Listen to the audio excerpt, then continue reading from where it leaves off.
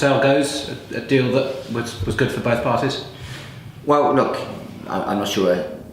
In the long run, it'd be good for both parties. I mean, listen, the club tried absolutely everything to keep hold of him. We offered him a contract. We've been in negotiations or trying to get him to sign a contract, and we've turned down a number of offers and so on. But when a player has 1 year left on his contract, it's difficult to then let it run down. I mean, we would have turned down pretty much any offer unless it was something, absurd, if he'd had more than 1 year left on his contract. So we've had to do what we've had to do. It's not something we wanted to do, but we tried, and I reiterate to everyone out there, we tried absolutely everything to get him to sign a contract at this football club.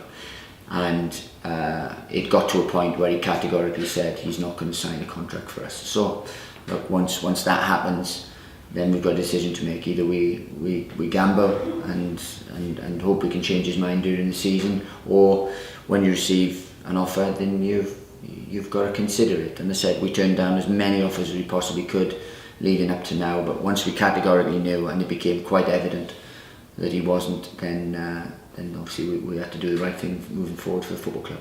It's a type of transfer that goes on at all levels in football, where a bigger club, and I say that because they're in the Championship, it's Birmingham, they eventually will get their man because of scenarios.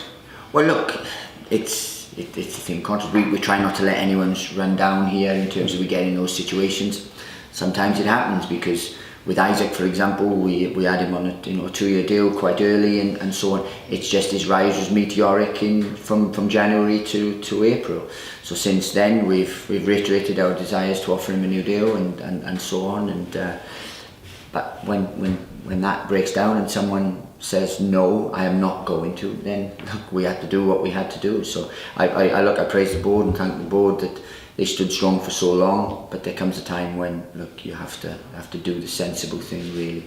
And as I said, we showed as much ambition as we possibly could have in a sensible world to keep hold of him, and we turned down so much. But in the end, we couldn't do it anymore.